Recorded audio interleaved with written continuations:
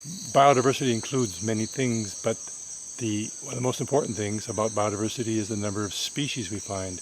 If you're in North America and get to birdwatch every day for all year, you might find 750 species of birds. But here in Little Panama, which is the size of one of our smaller states, you could easily, in the same amount of time, find 950 species. And we are trying to figure out why.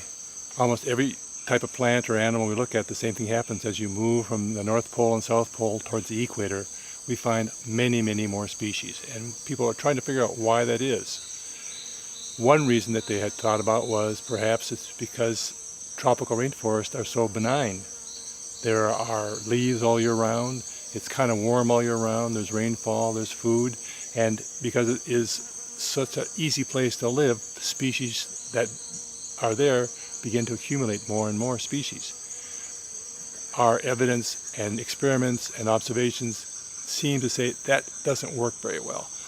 Another observation, another hypothesis is, well, there are so many predators and so much competition here that life is really rough, especially for common species.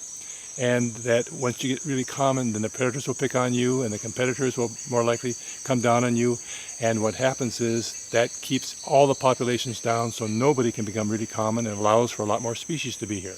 It's probably a combination. And what we have is what some people have come to call a big long name is a moderate deviation or a moderate destruction or something of moderate changes in the habitat are probably the thing that keeps more species in here.